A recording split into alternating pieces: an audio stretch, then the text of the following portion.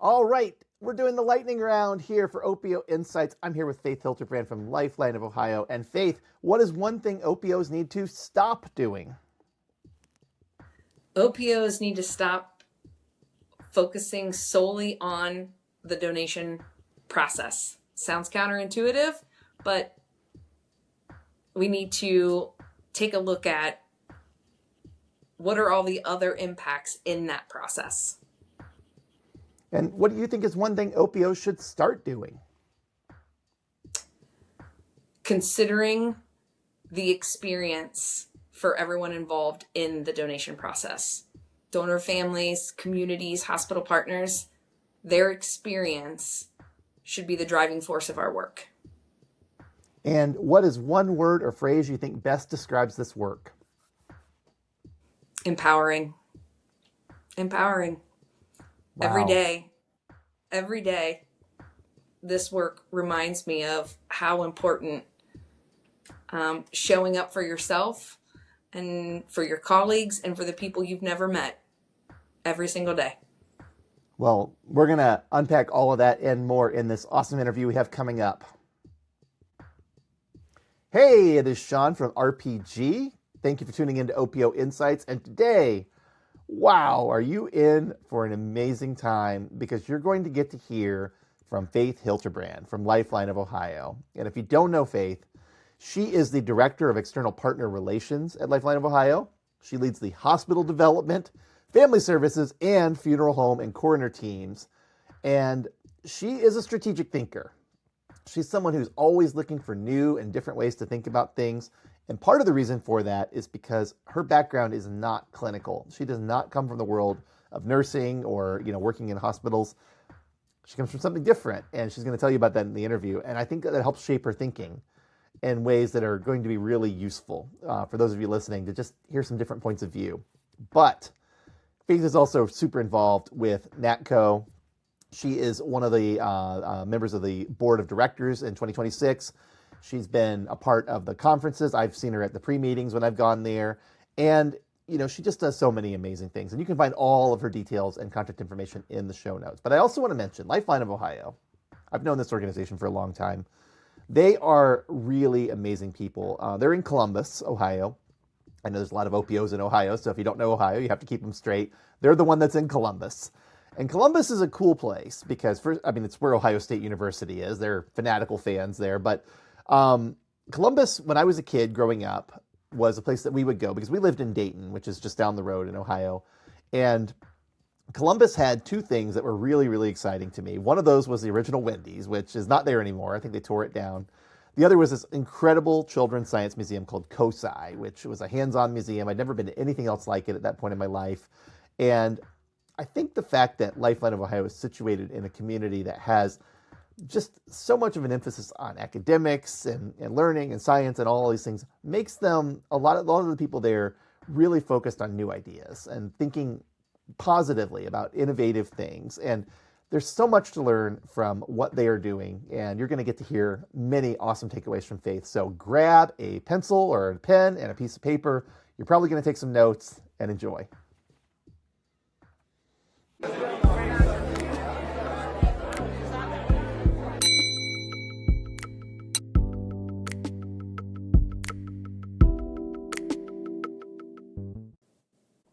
Welcome to the OPO Insights podcast. I'm Sean Jordan, and with me is Faith Hilterbrand from Lifeline of Ohio. Faith, welcome to the show. So glad to have you on.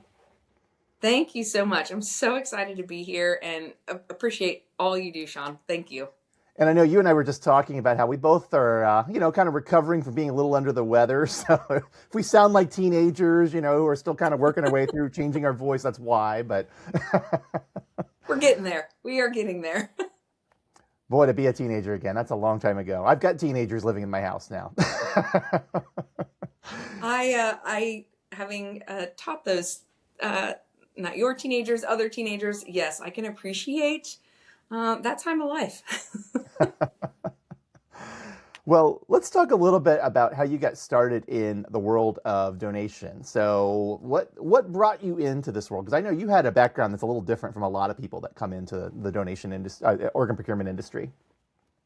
Yeah, absolutely. It's when I'm thinking, I tend to look out my window. And so I still think back and wonder, how did I land here? This wasn't a career aspiration. As an 18-year-old going off to college, I have taken a few different paths along the way. And I originally started in veterinary medicine. I am a registered vet tech. And following earning that degree, I worked at an academic veterinary hospital. So I was teaching veterinary students how to do things, placing catheters, drawing blood, but in a vet med, perspective. And that is what encouraged me to go back and finish my teaching degree. I loved teaching the students, and I thought, I think this is something that I want to do full time. So I went back to school, finished undergrad, and earned my teaching degree, and I taught public high school biology and anatomy for 10 years. And while pursuing my master's degree, I thought I had the best of both worlds, because my master's degree was in partnership with a local zoo to earn a master's in biology. And I was able to travel to Mongolia as part of that to study Pallas cats and talkies. And it was in the middle of Mongolia that I had a moment. I'll have another moment of, man, there's got to be more. There's got to be more. Kind of just felt like, okay, I'm going through motions, and I don't do stagnant very well. I get bored easily. And I thought, there's got to be something else. And I think it's time to look at something else. Had no idea what that was. And so I took a leave of absence from education that next school year, because I thought I need to have the freedom and flexibility to really go and explore, what does this look like? And I honestly thought it was going to be teaching at the collegiate level, perhaps in a veterinary technology program. I didn't have any idea, but I knew I was waking up every day not loving what I was doing, and that wasn't serving me well, wasn't serving my loved ones well, wasn't serving my students well. And I'm an all-in kind of person. And so I found a position as an import coordinator with Lifeline of Ohio. And I thought, well, this sounds interesting. I'm a registered organ donor. That really sounds like cool work. What does that look like? What could that consist of, to be involved in that space? And so I applied. And in the process of the interview, they asked a very similar question. How did you get here? Your background does not track with what an OPO would normally see as a potential employee. And I said the same thing. I just, I needed a new arena. I will always love teaching. It's hardwired into me, but I need a new audience. And lo and behold, they happened to have an open hospital development position. And as they were describing it to me, if I can paint the picture of doing cartwheels on the inside in my head, that's what I was doing. They were talking about collaboration. They were talking about being out and in different hospitals and working with different people and making a difference, helping to save lives through donation. And I walked out of there. Maybe I didn't walk out. I felt like I floated out. And lo and behold, a month later, I received an offer to come join the team at Lifeline, and that will be 10 years ago in August. And so I often still look back to your point, Sean, of how did I get here? And I will tell people I stumbled. I stumbled along the way. I learned a lot along the way, and I still continue to learn every single day. It's what I love. That's fantastic. And, I don't think I've ever heard the story about that moment in Mongolia you had. So if they make a movie of your life, that could be the title. And that could be the big, defining moment where it's like, that's what I decided what I wanted to be. Yeah. Or didn't want to be. Exactly. It's Mongolia is a place that I know that they're growing in their ecotourism now. It's been 12 years since I've been there. And I can say that it has an effect. It is unlike any place I've ever been, and I would highly recommend it to anyone to go and visit. It's amazing. That's fantastic. Well, I'll keep that in mind on my bucket list of places to go. Well, so you started out in hospital development. You're now running that department, and doing some other things too, I know. But you started out. What were you doing when you started out? Were you just working in a hospital, or were you working in multiple hospitals, or? Yeah, I started out working with our local pediatric hospital that is also a transplant center.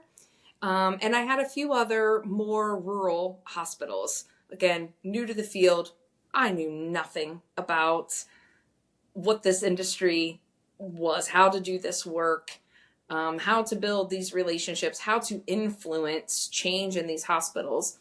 And there was an opening that the team member that was supporting those facilities had moved on to a new opportunity, and it was the right seat at the time, and I loved it.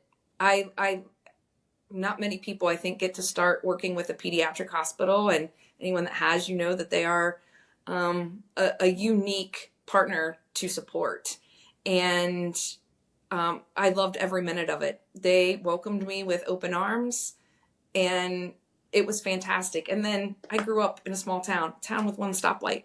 And so working in the more rural and community-based hospitals, that felt like home to me. Working with those people and getting to know them and their families and just their support, how they do what they do in their communities. It was a natural fit. And then I think it was about a year later, then I also started working with our other transplant center in our service area, and a far larger institution, also an academic institution, and continued learning at breakneck speed, and learning how different hospital culture can be in various hospitals, even across various units within one health system.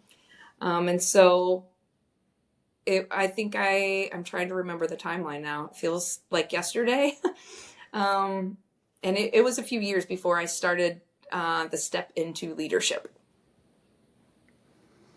Wow. Well, I know it kind of blurs together over time, and 10 years can compress really fast when you start looking backwards. And especially with as busy as you've been and as many things as you've done during that time, it kind of comes together, I know. With regard to, you came into this industry, you didn't have the medical nursing background a lot of people have. You're not coming from a point of view of, I want to work with this organization. You weren't a part of a donor family or anything either, right? It was just, this was, was interesting to you. So I'm sure you were kind of like me. Like, I started working with OPOs about 17 years ago. I knew that I was registered as a donor in my license. That was all I knew, and now I know a lot, and I'm sure you had the same journey, right? So Yes. How has your understanding of donation changed in those 10 years? Yeah, that's it is very interesting. I've said this before, that my career trajectory really has just built and almost kind of become full circle. And so to your point, while I didn't have the experience in human healthcare when I started, it was interesting how my vet tech background actually it saved me. It saved me when I started, because I took anatomy and physiology right along with nursing students. So having that medical terminology background gave me more of a foundation than anybody that starts. And we've had team members start with no background, and that learning curve of medical terminology is so big. And anybody in the OPO industry, acronyms are how we speak. So that was, I did learn a lot in that space. And so when I think about how I continued, what I learned then compared to now, I was lucky to be kind of at the forefront of learning donation from more of a black and white perspective, because brain death is what we saw predominantly, versus now we see so much more DCD. I've been able to learn and grow in that space as that volume that we see in our OPO, and I think many others are seeing across the country, I was able to learn within that. And as it was growing and evolving and developing, and I mean, the space that we work in changes every day. And so I think that's some of what keeps me on my toes and engaged and always learning, is that there is no such thing as status quo in this field. And I love that. Sometimes I would like to learn a little less by face planting into a wall, it feels like, and have a little chance to prepare and plan and transition smoothly, but we learn nonetheless. I think that experience is the best teacher, and sometimes experience is scraping your knee or touching that hot stove, right? Without a doubt. Without a doubt. Well, during your career in 10 years, like, you have seen a lot of change. And I know just in the last 5 years, I mean, things have changed a lot in the OPO world. And those that are newer to the industry might not even appreciate like how much things went from being very brain death oriented to now very DCD oriented, for example. And now we got NRP to think about too, which a lot of OPOs are rolling out. So how has your time, in this field, what has changed? What have you seen that has really gone from like, I was doing this on day one and I'm not even doing this now, we're doing something completely different? I would say the thing that has changed the most, I'll speak for myself, in that the recognition of anyone that works in this industry, we are the experts in donation. And so too often, we just want to teach, right? And we want to help people understand how this works. But the trust isn't there for people to be open and receptive. With all the changes that have happened, the media, regulation changes, there's so much there that trust in the community and the communities that we serve, the people that we serve, our hospital partners, any other partners, coroners, funeral homes, the trust has taken a bit of a hit. And so what I continue to learn and try to lean into is I can educate until I'm blue in the face.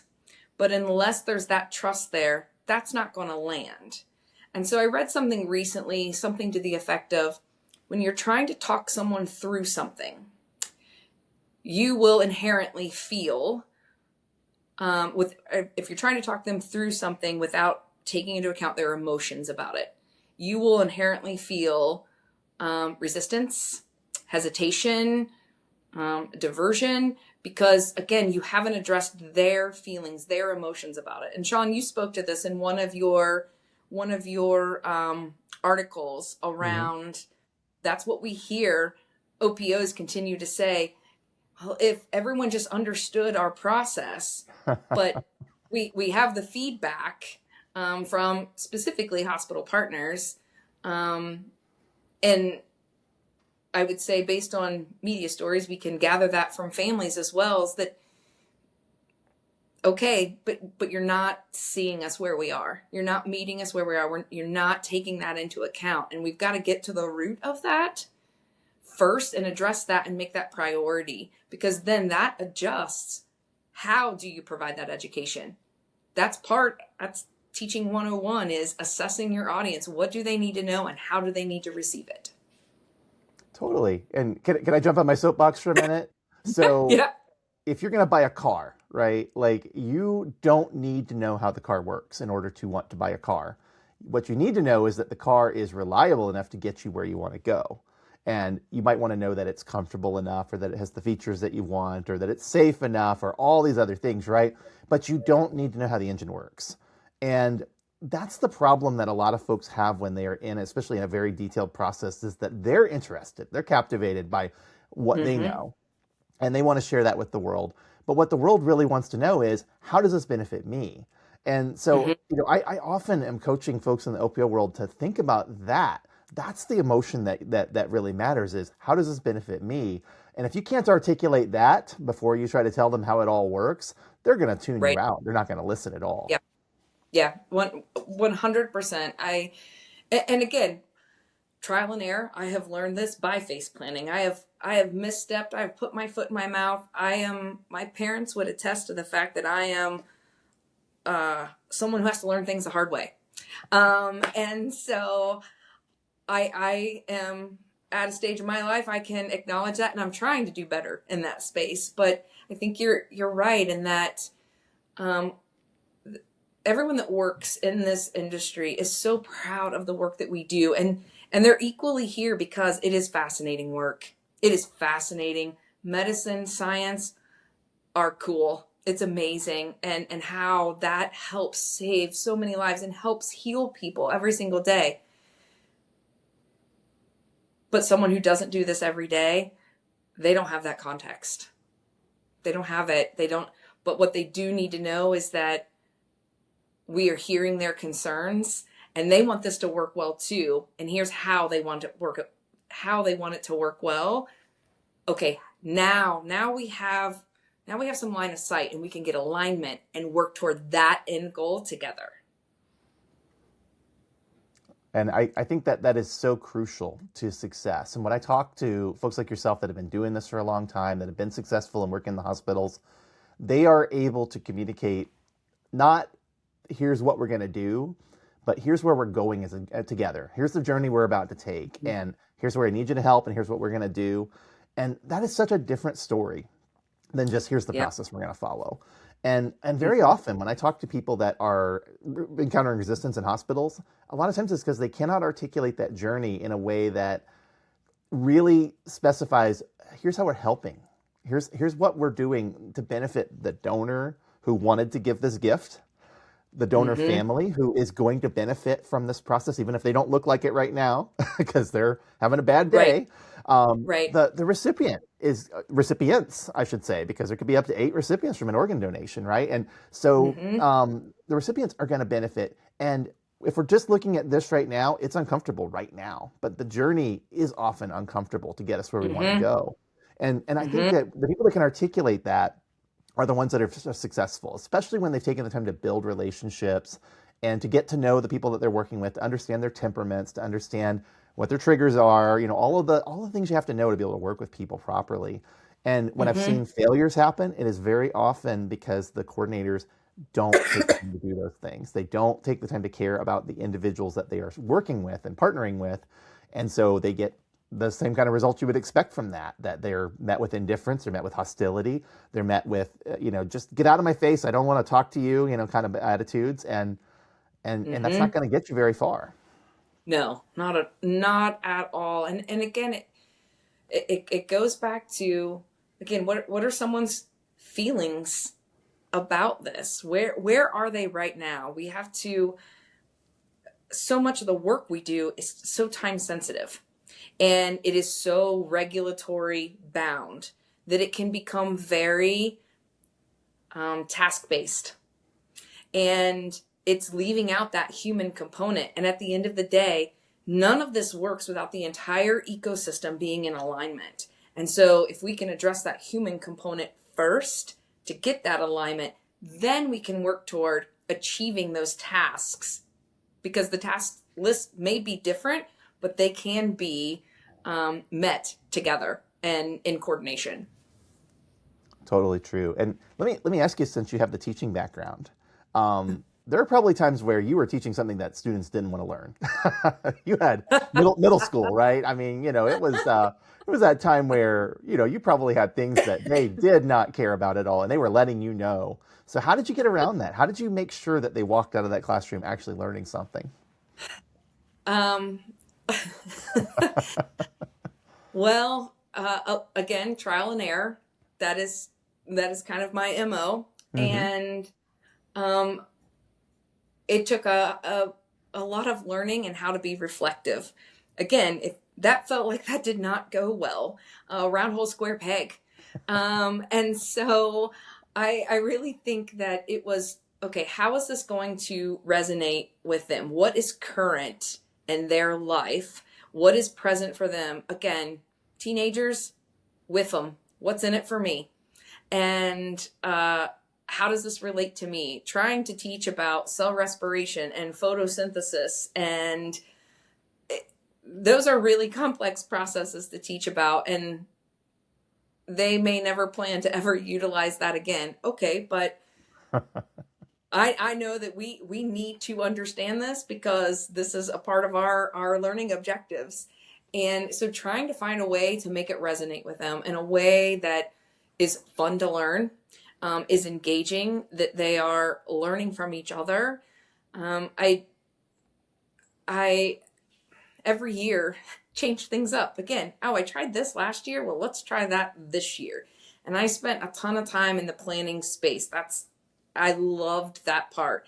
And when I got to a place where my classroom felt like it kind of ran itself every day, again, I felt like, okay, we're getting this figured out and how to do this, and seeing the kids perform and achieve, and the positive feedback from their parents and from the kids. If a teenager is going to give you a compliment, you bottle that up and you run with it and store it forever. And You're not so kidding. just no, you know all too well. You know all too well. And again, it's the little wins. It's a long game for little wins, and being comfortable in that. And I think that that's so relevant in the work specifically with hospital services, hospital development, those building relationships. You've got to build that trust in order to be able to have sometimes hard conversations. Having to talk with a teenager about their performance is not easy, but it has to happen. And the same is true with a team member, with a hospital partner. You know, these are, I think all of those lessons help set me up for still continuing to learn how to do that better every day.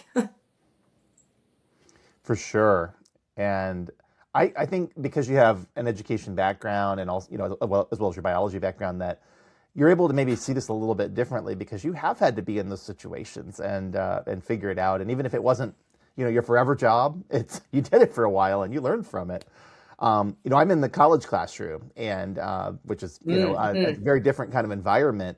I would much rather teach graduate students than undergrads, and the reason why is because graduate students are serious.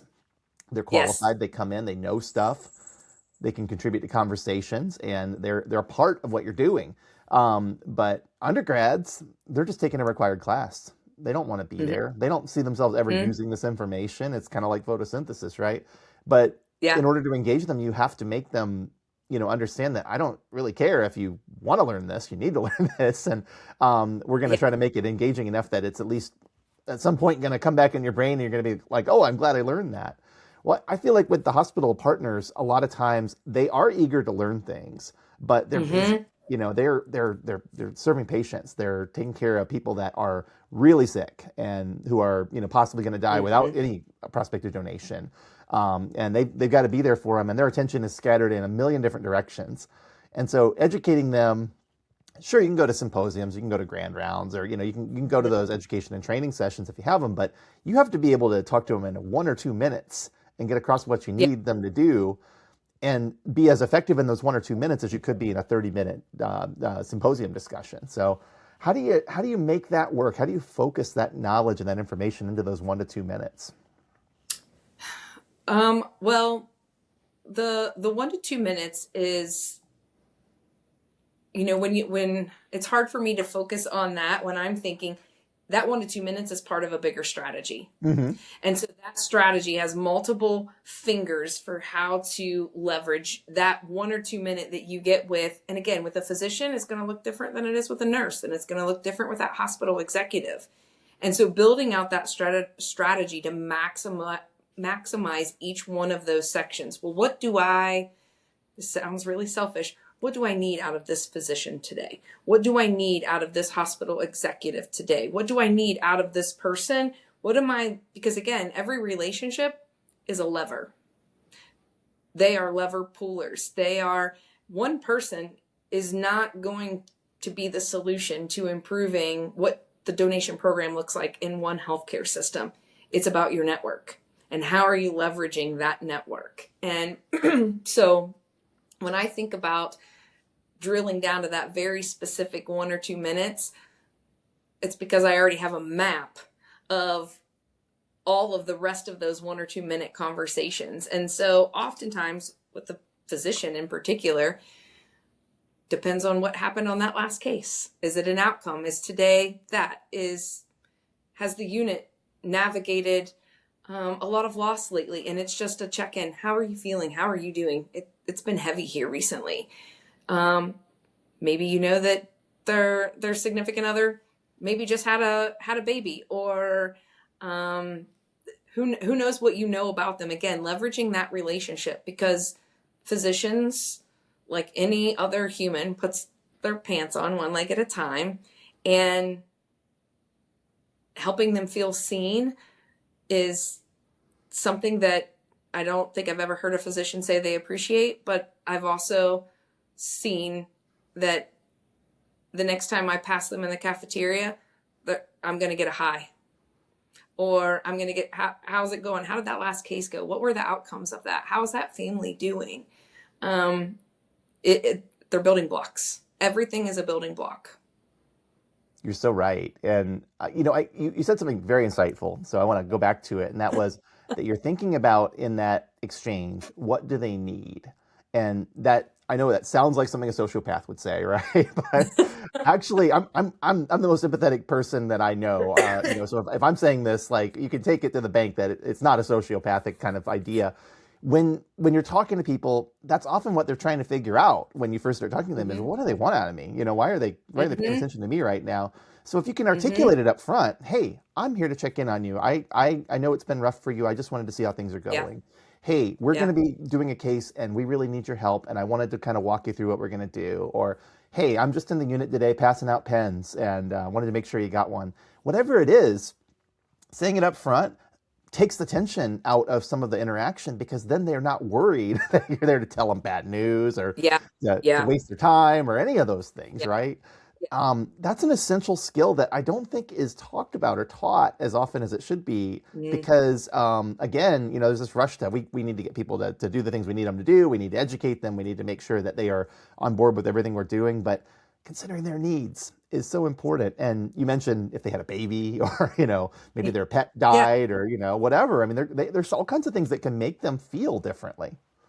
Yes. Yeah. And I think what I'm hearing you say is being direct with someone and having intentionality in what that conversation is going to look like today. And sure, I've walked in plenty of times not as prepared as I would like to be to a unit, to a meeting, a conversation, what have you. But it's I view this as we're always on stage when we're working with our partners, and really trying to be as planful and intentional as you can be. But that being direct is so important.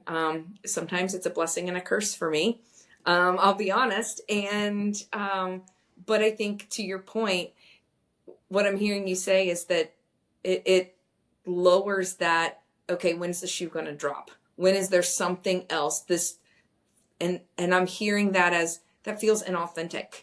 And when people feel as if you're being inauthentic and disgenuine, they aren't going to give you the time. They're not. And I learned that very early on. I can remember walking onto a unit and they would scatter. Staff would scatter when I first started at the pediatric hospital. And I was like, whoa, that's a weird feeling. I've never experienced that before. And so again, I had to be planful and intentional. And here's why I'm here. I'm not here for any other motives. I'm literally here to say hi to you today. And how is your day going? And keep it to that. And I think sometimes I'm still guilty of this. Anybody that's in hospital development, it's like, because you love to help people and you love to improve things. You love to have solutions, right? We can't get in our own way trying to solve all the problems as quickly as possible. It doesn't work. And so again, having that strategy of what is the problem, really defining it, get to the root cause of that. And then you can plan backwards. how are we going to tackle this? Because again, you can give more clear messaging and clear line of sight, and then you can actually show outcomes. And that's what people want to see. They want to see success. They don't want to see failure over failure over failure. Help them see where there's success, because again, that continues to build that trust and that rapport and the buy-in. So well said. So well said. And again, like I'm enjoying this conversation because you have so many wonderful insights that you're sharing. But let me talk about data and best practices and some of those other things that we talk about often for a minute, because I know, like, you guys have data that you track. You know, of course, you'll do study with an organization like us sometimes where you get, data about what your hospital partners think and feel. You guys are the bravest organization I know, because Andrew Mullins, your CEO, once commissioned a study with funeral home directors, which Yes. we heard what we Yes. expected to hear, but it Yes. was interesting, right? But that was brave.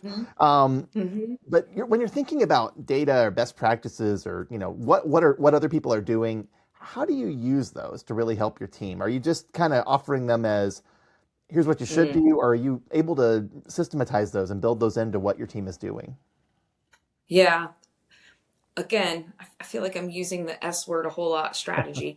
And it really varies. There are some pieces that I tuck away, because again, it really does depend on what the information is and the team's readiness, and is it actionable? Is it something they can take and put into action? And sometimes it might be distilling it in a different way so they can see the immediate application for their day to day. Again, with them, what's in it for me?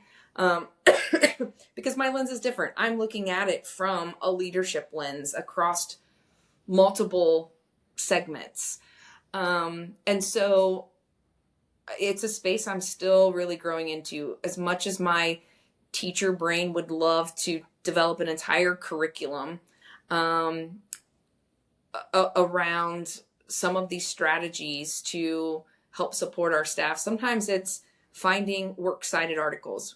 We have a folder where, again, I come across things. This might be something to help leverage a conversation later. We know healthcare leaders are driven by research and data and performance. Hey, keep building that toolbox to have those resources at your fingertips.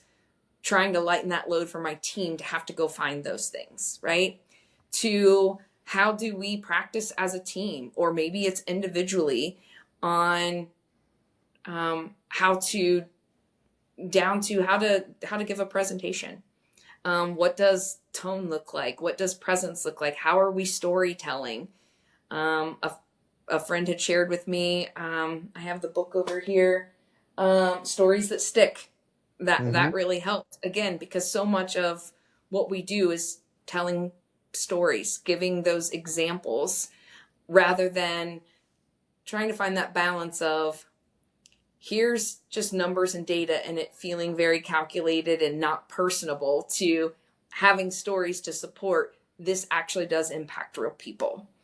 And so it's a constant juggle, I would say, and I'm still learning how to collect it all, and then how to package or disseminate it to the appropriate person or team, or, hey, do we need to develop a training about this? Or a team member brings an idea. Great.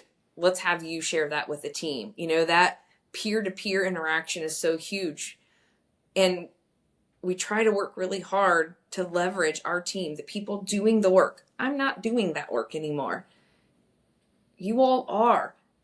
What's working for you? What's not? And in hospital development specifically, it can feel so isolating when you are that point person for that hospital, and no one really understand what's that like in that hospital. And so we try to leverage each other for that support system of, yeah, I tried that, and man, it like opened the door, lit the fire, and they are off and running, and vice versa. A couple of years ago, I attended the NATCO pre-meeting that you're a part of, and I remember that one of the managers there from a different OPO put up a text exchange that he had with one of his staff, and it was it was just encouraging them. You got this. You can do this. You have the skills to do this. Here's a few things to bring up. Just really encouraging Mm-hmm. and coaching and being empathetic. And I walked Mm-hmm. up to him afterwards and said, if that's the way you interact with your staff every day, no wonder you're successful, because that is Without a amazing. doubt. Yeah, With that you can just put that up randomly and show that, and that's who you are. And I think that's what is required for leaders, right? Is to really be able to put yourself back in their shoes and understand what they're doing and how they feel when they're in that position. yes, yes, yes. So that and it's something that that it's a space that I still am working so hard to get better because I'm always looking ahead. I don't do very well of just here and now and celebrating those wins. And I've been lucky enough that I've had a few other leaders and team members that are a part of our leadership team. That is, they shine in that space. And so we talk a lot about that, help bring that to that, because I know that is not my strong suit. It's not. What's next? Where else do we have to go? I am always more, more, more, more, more. And having them around helps keep me in check. And I need that. And I need those bumpers. And it's trying to surround yourself with people that are different than you and have different strengths as you, because that makes for a better supportive system for your team. So true. And I also wanted to ask you about thinking outside the box, because I know you've had to do that a little bit as a Mm-hmm. leader, both, Mm-hmm. even when you're out in the field working. So what are some ways you had to think outside the box? How have you been able to bring in your past experience to help you with that? Oh, wow. Um, Trying to think of maybe a specific situation. Excuse me. And um, maybe I'll go to, I have a post-it note here on my desk, and it's from a meeting a few years ago, and Dennis Wagner was the speaker. And if you've ever heard him speak, it's all about leading change and how to be a better leader. And my post-it note, it's always right here, and it says, bold possibility. How can we? How do you? And I keep it right here, right under my monitor, for the moments that I am sensing resistance, when the hill feels insurmountable and we don't know how to go ahead. And I don't have all the answers. I I don't. I will never claim to, um, but I am just curious enough. Gets me in a little bit of trouble here and there. And so I literally just used this in a meeting last week, where we were just kind of going in circles and we weren't really coming up with, okay, what can this look like? And so we took a pause, and I shared that. And I think that that's the space where so often it's well, here's how we've always done it, or here's what I know has worked well. And I too am guilty sometimes. Well, I know that this works. And so lean into that discomfort of, let's try something different. Let's see if that's going to work. And not for the sake of change, but if we are in a place that we're not getting the intended outcomes, the results, the trust that we want, then we do have to look at it differently. The definition of insanity, doing the same thing over and over and expecting a different result, right? And so let's try something different. And change is hard. I too often knee jerk, like, oh, this is, I don't know how we're going to do this. But I don't know of a problem yet that has been insurmountable. I don't know of anything yet that we haven't been able to at least try something. We may not have found the answer, but did we learn something? And then that pivoted our course, and we're going to keep trying? Yes. And that is a space that I'm very comfortable in and love to explore. Well, I don't know if that really answers the thinking outside the box question, but no, because one of the things that I'm hearing is that you are willing to be curious enough to hear different points of view, and you're willing to look outside of just the normal, channels of the organ procurement world. And I think that's really valuable. And I think that's really critical. Often, so you mentioned my newsletter earlier, which goes along with this podcast. So often I'm trying to draw analogies from really different things, not because it's easier for me to talk about them, but because I just want to challenge people to think about something else other than the day-to-day world that they're in. Because when they do that, they start to make new connections that they hadn't made before. And I try to do the same thing in my own, life when I'm thinking about what I do as a researcher. Like if I can tie that to a completely different field, and make some new connections, I might have an analogy that helps me explain something much more easily and concisely than I could have if I had just stuck with my own field and my own discipline. Yes, absolutely. And you referenced it earlier, you highlighted it, when I think about teaching teenagers, and again, how to take something that is very simple, something that you see in your life every single day. So while we might be talking about organ donation and something that's very specific, how do I take some other situation that, an interaction, how you engage with your kids or with your parents, or what other type of experience that can I tie that to, that it's, again, as soon as someone can take a previous experience and attach it to a new concept, there you have a connection. 100%. 100%. I could not agree more. Well, let me ask you just a few more questions because I know you have many other things to get back to in your day. But one of the things that we're thinking about as in the leadership side of organ procurement organizations, of course, I'm not a leader. I work with leaders a lot of times. But there's often things that could be done that aren't being done. So what advice would you give to leaders that are trying to balance their outcomes or their team well-being or sustainability in the field or anything like that? I'm still learning this. Because again, I am here because I love to help everyone that works in this field. It's because you're here to help someone. But I'll go back to a really simple analogy. You got to put your oxygen mask on first. And it sounds maybe a bit trite, but you do. And sometimes that means I have gotten better at scheduling time away for my husband and I.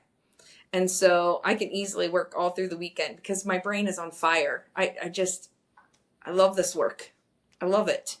And I can see the opportunities. And so I want to keep going, but I have to disconnect. And so, for example, next weekend, we're going to, run out of town just overnight, quick trip, but that little reset. And I read something recently that talked about taking time away, and we've often taken, a week and a half, 2 weeks, once a year, maybe twice a year, and said actually research shows people need to unplug for less time, but more frequently. And so that's something I'm trying to diligently work on for, my personal life with my husband, my friends, my family, but for my team. Because when I do take those times away and I allow myself space to turn work off, I show up more present.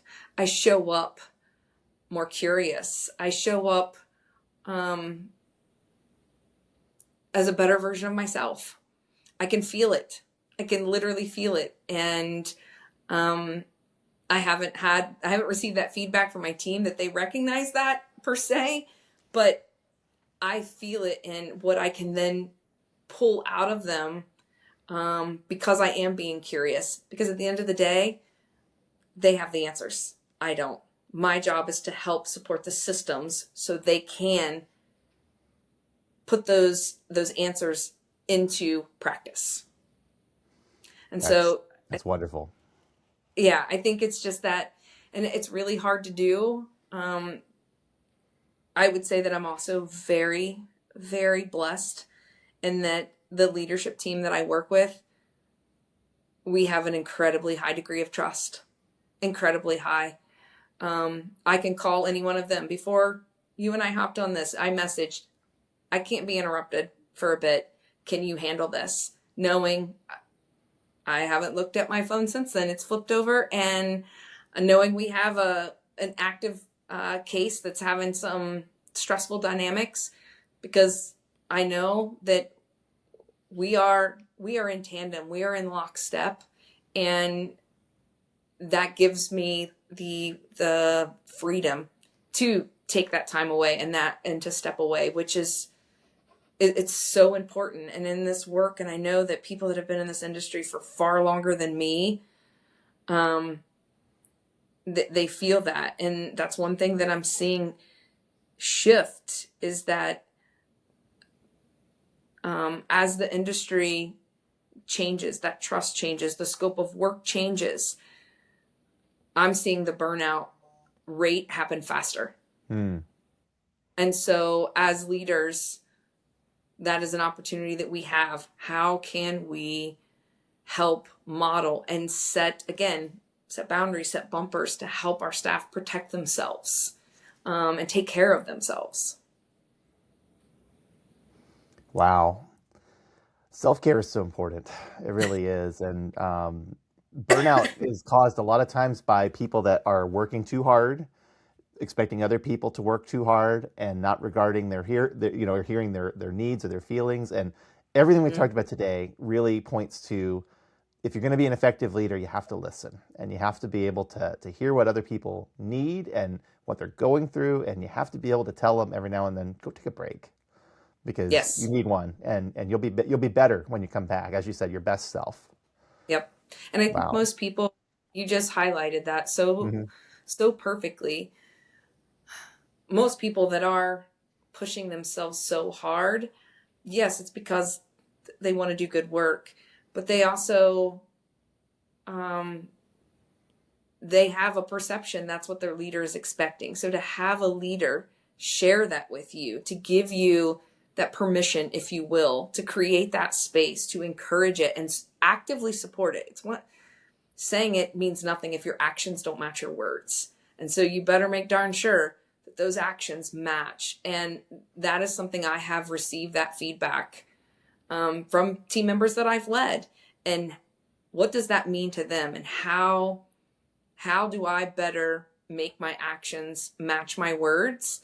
And seeking out that feedback from them. That's another piece that I still am working on. How do I draw that feedback out of them to let me know, is it landing the way that I think that it is?